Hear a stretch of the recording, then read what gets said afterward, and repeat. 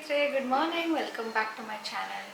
ಇವತ್ತು ಸ್ನೇಹಿತರೆ ತುಂಬ ದಿನ ಆದಮೇಲೆ ವ್ಲಾಗ್ ಮಾಡ್ತಾ ಇರೋದು. ನಾನು ಬರ್ತ್ಡೇ ವ್ಲಾಗ್ ಆದಮೇಲೆ ನಾನು ಮಾಡಿರಲಿಲ್ಲ. ಯಾಕೆ ಅಂದರೆ ಅವಾಗ ಸ್ವಲ್ಪ ಹುಷಾರು ತಪ್ಪಿದ್ದೆ. ಅದಾದಮೇಲೆ ಮೊದಲಿದ್ದೇ ಎಡಿಟ್ ಮಾಡಿ ಹಾಕ್ತಿದ್ನಲ್ವಾ. ಆ್ಯಂಡ್ ನಾನು ಎಕ್ಸಾಮ್ ಕೂಡ ಶುರುವಾಗಿರೋದ್ರಿಂದ ನನಗೆ ಅವಳಿಗೆ ಓದಿಸೋದೇ ಆಗ್ತಾಯಿತ್ತು. ಹೊಸದಾಗಿ ವ್ಲಾಗ್ ಮಾಡೋದು ಆಗ್ತಾನೇ ಇರಲಿಲ್ಲ. ಅದಕ್ಕೆ ಎಲ್ಲ ವ್ಲಾಗ್ ಆದಮೇಲೆ ಈಗ ಹೊಸದಾಗಿ ಮಾಡ್ತಾಯಿದ್ದೀನಿ. ಇವತ್ತು ತಿಂಡಿಗೆ ನಾನು ಓಟ್ಸ್ ಕಿಚಡಿ ಮಾಡಿದ್ದೆ. ಸೊ ಅದು ತುಂಬ ದಿನ ಆದಮೇಲೆ ಮಾಡಿದ್ದೆ. ಸೊ ಅದನ್ನು ನೋಡಿ ತುಂಬ ಈಸಿ, ಹೆಲ್ದಿ.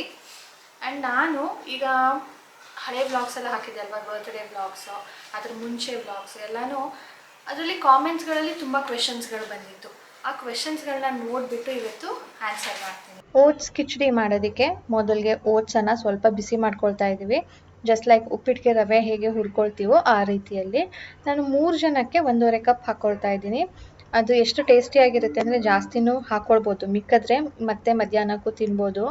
ಅಂದರೆ ಆ್ಯಸ್ ಅ ಲೈಟ್ ಟಿಫನ್ ಥರನೂ ಸಂಜೆಗೂ ತಿನ್ಬೋದು. ಬಟ್ ನಾನು ಎನಫ್ ಅಂತ ಹೇಳಿಬಿಟ್ಟು ಎಷ್ಟು ಬೇಕೋ ಅಷ್ಟು ಮಾತ್ರನೇ ಮಾಡ್ತಾ ಇದ್ದೀನಿ.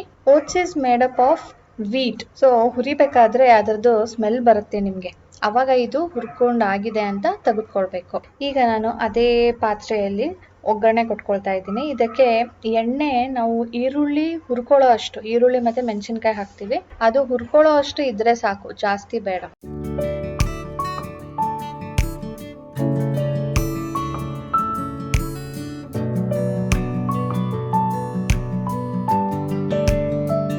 ಓಟ್ಸಲ್ಲಿ ಓಟ್ಸ್ ಪೌಡರ್ ಆಗಿರುತ್ತೆ ಒಂಚೂರು. ಅದು ನಾವು ಹುರಿದಾಗ ಏನಾಗುತ್ತೆ, ಓಟ್ಸ್ ಇನ್ನು ಬಿಸಿನೇ ಆಗಿರೋದಿಲ್ಲ, ಬಟ್ ಆ ಪೌಡರು ಓವರ್ ಫ್ರೈ ಆಗಿಬಿಟ್ಟಿರುತ್ತೆ. ಅದು ಸ್ವಲ್ಪ ವಾಸನೆ ಬರುತ್ತೆ, ಸುಟ್ಟೋಗಿರೋ ವಾಸನೆ. ಅದಕ್ಕೆ ಆ ಪುಡಿನ ರಿಮೂವ್ ಮಾಡ್ಕೊಳ್ತಾ ಇದ್ದೀನಿ.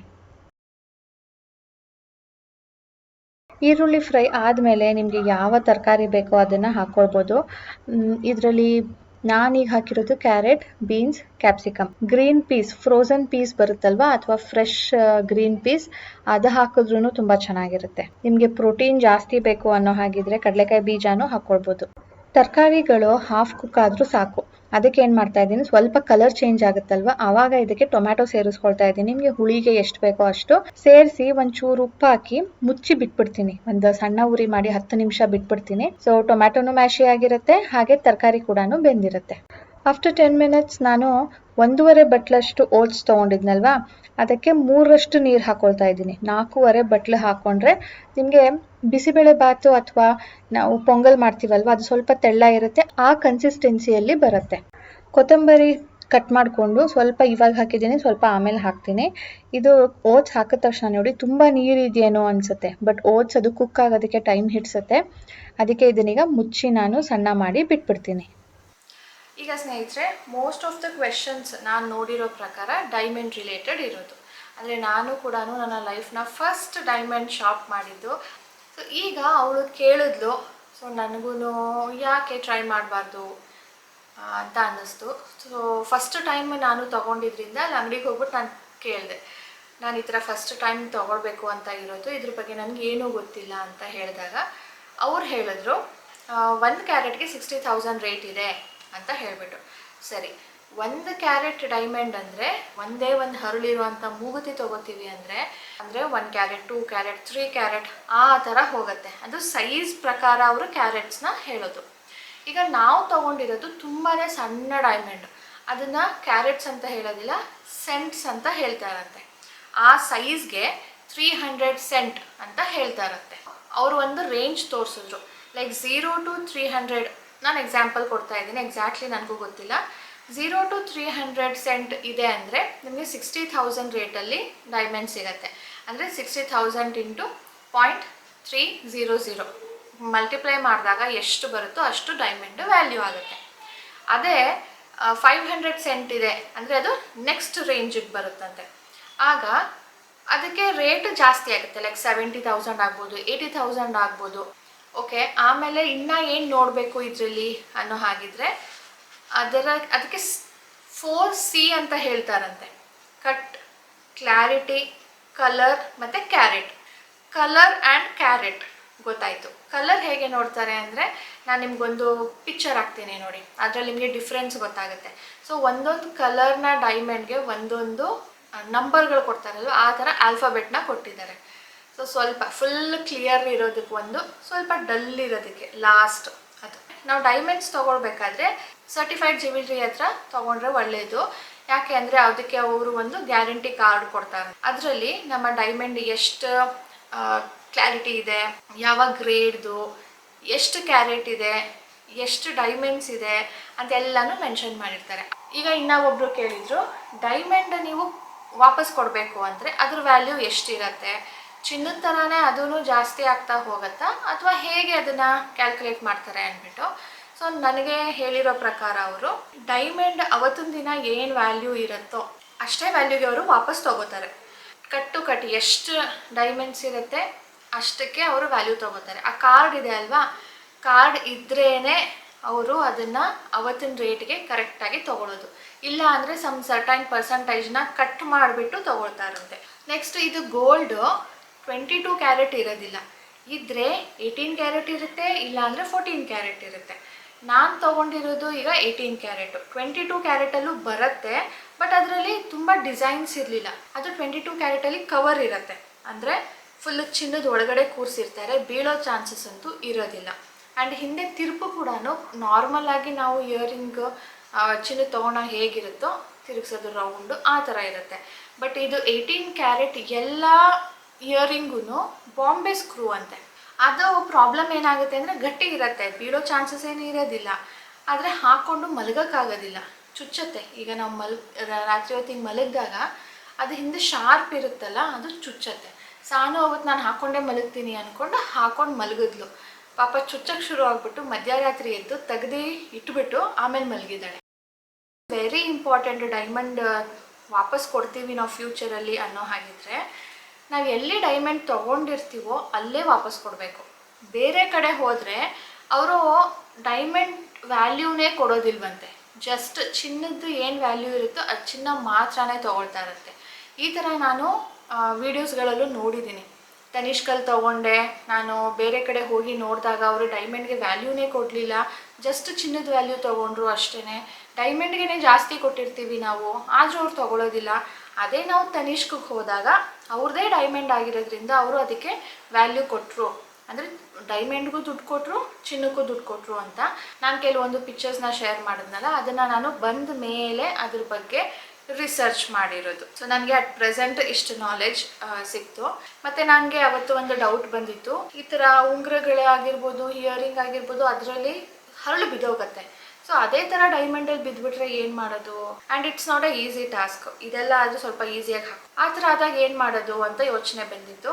ಆಗ ನಿಮ್ಮಲ್ಲೇ ತುಂಬ ಜನ ಕಾಮೆಂಟ್ ಮಾಡಿ ಹೇಳಿದ್ರಿ, ಇಲ್ಲ ಅದು 18 ಕ್ಯಾರೆಟಲ್ಲಿ ಮಾಡೋ ರೀಸನ್ನೇ ಅದು ಗಟ್ಟಿಯಾಗಿ ಇರುತ್ತೆ ಅಂತ ಹೇಳಿಬಿಟ್ಟು ಡೈಮಂಡ್ ಅಷ್ಟೊಂದು ಈಸಿಯಾಗಿ ಬೀಳೋದಿಲ್ಲ ಅಂತ ಹೇಳಿದ್ರಿ. ಹೋಪ್ಸೋ ಆ ಥರ ಏನೋ ಆಗೋದು ಬೇಡ. ಈಗ ನನ್ನ ಜ್ಯುವೆಲ್ರಿಯಲ್ಲಿ 72 ಡೈಮಂಡ್ಸ್ ಇದೆಯಂತೆ, ಸಣ್ಣ ಸಣ್ಣ ಡೈಮಂಡ್. ಅದ್ರ ವ್ಯಾಲ್ಯೂ 18,000 ಆಯಿತು, ಜಸ್ಟ್ ಡೈಮಂಡ್ ವ್ಯಾಲ್ಯೂ. ಆ್ಯಂಡ್ ಚಿನ್ನ ಅವತ್ತಿನ ದಿನ 15,000 ಅರೌಂಡ್ ಇತ್ತು, 14,500 ಏನೋ ಇತ್ತು 22 ಕ್ಯಾರೆಟ್ಗೆ. ಬಟ್ ನಾನು ತೊಗೊಂಡಿರೋದು 18 ಕ್ಯಾರೆಟ್ ಅಲ್ವಾ, 4 ಕ್ಯಾರೆಟ್ ಕಡಿಮೆ. It was around 12,000 per gram. ಡೈಮಂಡ್ಗೆ 15,000 ಆಯಿತು. ಆ್ಯಂಡ್ ಟ್ಯಾಕ್ಸ್ ಬಿತ್ತು. ನನ್ನ ಲಕ್ಕೋ ಅಥವಾ ಸಾನು ಲಕ್ಕೋ ಗೊತ್ತಿಲ್ಲ, ಏನೋ ಆಫರ್ ನಡೀತಾ ಇತ್ತು. ಆಫರ್ ಇದ್ದಿದ್ರಿಂದ ನನ್ನ ಜ್ಯುವೆಲ್ರಿಗೆ ಮೇಕಿಂಗ್ ಚಾರ್ಜಸ್ ಆಗಲಿ ವೇಸ್ಟೇಜ್ ಆಗಲಿ ಬೀಳಲಿಲ್ಲ. ಅದರ್ವೈಸ್ ನೀವು ಯಾವುದೇ ಒಂದು ಸಣ್ಣ ಮೂಗುತಿ ತೊಗೊಳೋದಕ್ಕೆ ಹೋಗಿ 6%, 7% ವೇಸ್ಟೇಜ್ ಅಂತ ಹಾಕ್ತಾರೆ. ಆ ಥರ ಅದಕ್ಕೇನಾದರೂ ಹಾಕಿದಿದ್ರೆ ನನಗೆ ಇನ್ನೂ ಒಂದು 8,000 ಅರೌಂಡ್ ಆಗಿರೋದು. ಅಷ್ಟು ನನಗೆ ಅವತ್ತು ಆಗಲಿಲ್ಲ. ಒಂದು ತಿಂಗಳು ಆಫರ್ ಇತ್ತಂತೆ, ನನಗೆ ಗೊತ್ತಿರಲಿಲ್ಲ, ಜಸ್ಟ್ ಹೋಗಿದ್ದಷ್ಟೇ ನಾನು. ಲಕ್ಕಿಲಿ ನನಗೆ ಈ ಆಫರಲ್ಲಿ ತೊಗೊಂಡಂಗೆ ಆಯಿತು. ಮತ್ತು ಸ್ನೇಹಿತರೆ, ಇನ್ನೂ ಒಂದು most asked question and most appreciated thing was Sanu's birthday dress. Thank you so much for all your compliments ಸ್ನೇಹಿತರೆ. Literally it made my day two.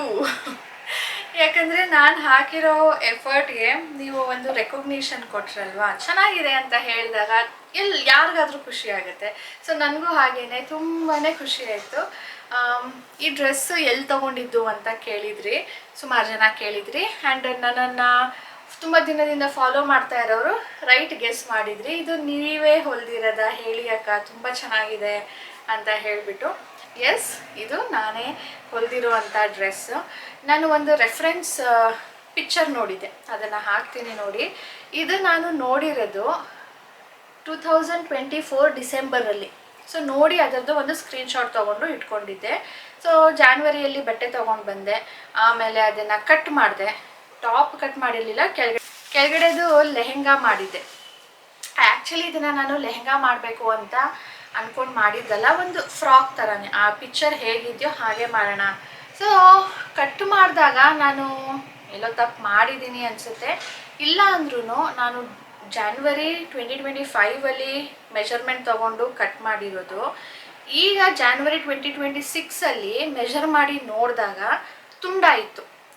ಆ ಥರ ತುಂಡ ಆಯಿತು, ಅಥವಾ ನಮ್ಮ ಸಾನುನೇ ಬೆಳೆದ್ಬಿಟ್ಲೋ ಒಂದು ವರ್ಷದಲ್ಲಿ, ನನಗೆ ಗೊತ್ತಾಗಲಿಲ್ಲ. ಬಟ್ ತುಂಡ ಆಗೋಯ್ತು. ಸೊ ಫ್ರಾಕ್ ಹೊಲಿದಾಗ ಇಟ್ ವಾಸ್ ಆಲ್ಮೋಸ್ಟ್ ನಮಗೆ ಆ್ಯಂಕಲ್ಗಿಂತ ಸ್ವಲ್ಪ ಮೇಲ್ ಬರ್ತಾಯಿತ್ತು, ಅಂದರೆ ಸಾನುಗೆ ಆ್ಯಂಕಲ್ಗಿಂತ ಮೇಲ್ ಬರ್ತಾಯಿತ್ತು. ಅದು ಚೆನ್ನಾಗಿ ಕಾಣಲ್ಲ. ಇದ್ದರೆ ಅದು 3/4 ಇರಬೇಕು, ಇಲ್ಲಾಂದರೆ ಫುಲ್ ಇರಬೇಕು. ನನ್ನ ಮಗಳಿಗೆ ಕಾಲು ತನಕ ಇರಬೇಕು. ಈಗ ಏನು ಮಾಡ್ತೀರಾ, ಕಟ್ ಮಾಡಿಬಿಟ್ಟಿದ್ದೀನಿ. ನಾನು ಯಾಕೆ ಹೊಲಿದಿರಲಿಲ್ಲ ಲಾಸ್ಟ್ ಇಯರ್ ಅಂದರೆ, ಇದ್ರ ಒಳಗಡೆ ಲೈನಿಂಗ್ಗೆ ನಾನು ಅದು ಏನಂತಾರೆ ಕ್ಯಾನ್ ಸ್ಕರ್ಟ್ ಥರ ಹೊಲಿಯೋಣ ಒಳಗಡೆ, ಆಮೇಲೆ ಅದ್ರ ಮೇಲ್ಗಡೆ ಇದು ಫ್ಲೇರ್ ಚೆನ್ನಾಗಿ ಕಾಣುತ್ತೆ ಅಂತ ಅಂದ್ಕೊಂಡು ಅದನ್ನು ತೊಗೊಂಡು ಬರೋದಕ್ಕೆ ಅಂತ ನಾನು ಹೋಗೋದಕ್ಕೆ ಆಗೇ ಇಲ್ಲ. ನಾನು ತೊಗೊಂಡೂ ಇಲ್ಲ, ಅದನ್ನು ಹೊಲಿದೇ ಇಲ್ಲ. ಆಮೇಲೆ ರೆಡಿ ಡ್ರೆಸ್ಸೇ ತೊಗೊಂಡ್ಬಿಟ್ಟೆ ಲಾಸ್ಟ್ ಇಯರು. ಅದು ಯಾವ ಡ್ರೆಸ್ಸು ಅಂದರೆ, ಈಗ ಸಾನು ಫ್ರೆಂಡ್ ಬರ್ತ್ಡೇಗೆ ಅಂತ ಹೋಗಿದ್ವಿ ನೋಡಿ, ಒಂದು ಗ್ರೇ ಕಲರ್ದು ಶಿಮರಿ ಶಾರ್ಟ್ ಡ್ರೆಸ್ ಹಾಕಿದ್ಲು. ಸೊ ಅದನ್ನು ಬರ್ತ್ಡೇಗೆ ಅಂತ ತೊಗೊಂಡ್ಬಿಟ್ಟೆ ಲಾಸ್ಟ್ ಇಯರು. ಸೊ ಇದು ಹಾಗೆ ಇದ್ಬಿಡ್ತು. ಈಗ ಅಟ್ಲೀಸ್ಟ್ ಈಗಾದರೂ ಹೊಲಿಯೋಣ, ನಮ್ಮ ಸಾನು ಮಮ್ಮ ಹೊಲಿದೇ ಇಲ್ಲ ಅಂತಾನೆ ಇದ್ಲು. ಈಗ ಫ್ರಾಕ್ ಅಂತೂ ಆಗೋದಿಲ್ಲ, ಸರಿ ಲೆಹೆಂಗಾ ಮಾಡಿಬಿಡೋಣ. ಲೆಹೆಂಗಾ ಮಾಡಿದಾಗ ನಾವು ಈ ಥರ ಎಕ್ಸ್ಟ್ರಾ ಪಟ್ಟಿ ಕೊಡ್ಬೋದು. ಸೊ 2 ಇಂಚು ಎಕ್ಸ್ಟೆಂಡ್ ಆಗುತ್ತೆ, ಆಮೇಲೆ ಮೇಲೆ ಕೆಳಗಡೆ ಎಲ್ಲಾದರೂ ಹಾಕ್ಬೋದು ಅಂತ ಹೇಳಿಬಿಟ್ಟು ಇದನ್ನು ಸ್ಕರ್ಟ್ ರೀತಿಯಲ್ಲಿ ಹೊಲಿದೆ. ಟಾಪ್ ಇದು ಕೂಡ ಸ್ವಲ್ಪ ತುಂಡ ಆಯಿತು. ಆಮೇಲೆ ಮುಂದಗಡೆ ಅದು ಚೆನ್ನಾಗಿ ಕಾಣೋದಿಲ್ಲ, ಅದು ಪ್ಯಾಚ್ ಕೊಟ್ಟಿರೋದು ಅಂಥೇಳಿ ಇಲ್ಲಿ ಸ್ವಲ್ಪ ಡಿಸೈನ್ ಆಗಿ, ಸೊ ಅದನ್ನು ಇಲ್ಲಿಗೆ ಕೊಟ್ಟೆ. ಸರಿ, ಇಷ್ಟೆಲ್ಲ ಡಿಸೈನ್ ಆದಮೇಲೆ ನಮ್ಮ ಸಾನು ಅವರು ನನಗೆ ಹಿಂದೆ ಟೇಲ್ ಥರ ಬೇಕು ಉದ್ದಕ್ಕೆ ಅಂತ ಹೇಳಿದ್ರು. ಆ್ಯಂಡ್ ಆ ಟೇಲ್ ಹೊಲಿದ್ರೂ ಯಾರಾದರೂ ಒಬ್ರು ಹಿಂದೆ ಇಟ್ಕೊಳ್ಬೇಕು. ಅದಕ್ಕೆ ಪ್ರಾಪರ್ ಯಾವ ಮೆಥಡಲ್ಲಿ ಹೊಲಿತಾರೆ ನಾನು ನೋಡಿರಲಿಲ್ಲ. ಜಸ್ಟ್ ಹಿಂದ್ಗಡೆದು ಕಟ್ ಮಾಡಿಬಿಟ್ಟೆ ಅಗ್ಲಕ್ಕೆ, ದೊಡ್ಡದಾಗಿ ಬೇಕು ಅಂದ್ಬಿಟ್ಟು. ಅದು ಒಂಥರ ಒಂದೇ ಕಡೆ ಬಂದುಬಿಡ್ತಾಯಿತ್ತು, ಚೆನ್ನಾಗಿ ಕಾಣ್ತಾ ಇರಲಿಲ್ಲ, ಸ್ಪ್ರೆಡ್ ಔಟ್ ಆಗ್ತಾ ಇರಲಿಲ್ಲ. ಅದಕ್ಕೆ ಅದನ್ನು ಕಟ್ ಮಾಡಿಬಿಟ್ಟು ಸೇಮ್ ಲೆವೆಲ್ದು ಮಾಡಿಬಿಟ್ಟೆ. ಆಮೇಲೆ ಸಾನು ನನಗೆ ಏನಾದರೂ ಬೇಕು, ಇಲ್ಲಿಂದ ಉದ್ದ ಹೊಲಿ ಅಂತ ಹೇಳ್ತಾ ಇದ್ಲು. ಇಲ್ಲಿಂದ ಉದ್ದ ಹೊಲಿದ್ರೂ ಅಷ್ಟು ಲುಕ್ ಚೆನ್ನಾಗಿ ಕಾಣೋದಿಲ್ಲ, ವಿಲ್ ಡೂ ಸಮಥಿಂಗ್ ಡಿಫ್ರೆಂಟ್ ಅಂದ್ಕೊಂಡು ಈ ಮಿಕ್ಕಿರೋ ಬಟ್ಟೆಯಲ್ಲಿ ಕಟ್ ಮಾಡಿ ಇಷ್ಟು ಸ್ಲೀವ್ಸನ್ನು ಕೊಟ್ಟಿರೋದು. ತುಂಬ ಚೆನ್ನಾಗಿ ಕಾಣ್ತಾ ಇದೆ.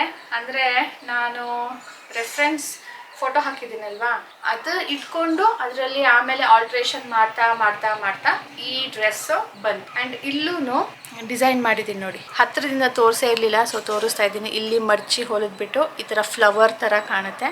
ಸೊ ಇಲ್ಲಿ ಕೂಡ ಇಲ್ಲಿ ಏನು ಹಾಕಿದ್ದೀನೋ ಸೇಮ್ ಹಾಕಿದ್ದೀನಿ. ಸೊ ಇದು ಫಾಲ್ ಆಗ್ತಾಯಿತ್ತು ಮುಂದಗಡೆ. ಸೊ ಮುಂದಗಡೆ ಈ ಥರ ಫಾಲ್ ಆಗ್ತಿತ್ತಲ್ಲ ಅಂದ್ಬಿಟ್ಟು ಇಲ್ಲೂ ಕೂಡ ಹ್ಯಾಂಡ್ ಸ್ಟಿಚ್ ಮಾಡಿದ್ದೀನಿ ಎಲ್ಲ ಕಡೆನೂ. ಇಲ್ಲಿ ಬೀಳಬಾರ್ದು ಅಂತ ಹ್ಯಾಂಡ್ ಸ್ಟಿಚ್ ಮಾಡಿದ್ದೀನಿ. ಸೊ ಎಫರ್ಟ್ ಸ್ಪೀಕ್ಸ್ ಅಂತಾರಲ್ಲ, ಆ ರೀತಿಯಲ್ಲಿ ನಿಮ್ಮೆಲ್ಲರಿಗೂ ತುಂಬಾ ಇಷ್ಟ ಆಗಿತ್ತು. ಆ್ಯಂಡ್ ಈ ಥರ ಡ್ರೆಸ್ ನಿಮ್ಗೇನಾದರೂ ಬೇಕು ಅನ್ನೋ ಹಾಗಿದ್ರೆ, ಅಂದರೆ ನಾನು ರೆಫರೆನ್ಸ್ ತೊಗೊಂಡೆ ಅಂತ ಹೇಳಿದ್ನಲ್ಲ, ಆ ವೆಬ್ಸೈಟ್ ಲಿಂಕ್ ಹಾಕಿರ್ತೀನಿ ನಾನು, ಅದನ್ನು ಚೆಕ್ ಮಾಡಿ. ತುಂಬ ಡಿಸೈನ್ಸ್ ಇದೆ ಸ್ನೇಹಿತರೆ, ಯಾವ್ದು ಚೂಸ್ ಮಾಡಬೇಕು ಯಾವ್ದು ಚೂಸ್ ಮಾಡಬಾರ್ದು ಗೊತ್ತಾಗೋದಿಲ್ಲ, ಅಷ್ಟೊಂದು ಕನ್ಫ್ಯೂಷನ್ ಆಗುತ್ತೆ. ಅಷ್ಟು ಒಳ್ಳೆ ಕಲೆಕ್ಷನ್ ಇದೆ. ಹೇಳಬೇಕು ಅಂದರೆ ನಾಯ್ಕಾಲಿ ತುಂಬ ಚೆನ್ನಾಗಿ ಸಿಗುತ್ತೆ, ಚೆಕ್ ಮಾಡಿ. ಓಹೋ, ಯಾಕಪ್ಪ? ನಮ್ಮ ಸಾನಿಗೆ ನಾಳೆ ಹಿಂದಿ ಇರೋದು, ಹಿಂದಿ ಎಕ್ಸಾಮ್ ಮುಗಿದೋಯ್ತು ಓದಿ. ಬರೀ 2 ಪ್ಯಾರಾಗ್ರಾಫ್ ಓದಬೇಕು. ಈ ವರ್ಷ ಏನಾಗಿದೆ ಗೊತ್ತಾ, ಇವ್ರಿಗೆ ಹಿಂದಿ ಇಲ್ಲ ಅಂತಾನೆ ಅವರು ಕನ್ಸಿಡರ್ ಮಾಡಿ ಫ್ರೆಂಚನ್ನು ಇಂಟ್ರೊಡ್ಯೂಸ್ ಮಾಡಿದ್ರು ಆ್ಯಸ್ ಅ 3rd ಲ್ಯಾಂಗ್ವೇಜ್.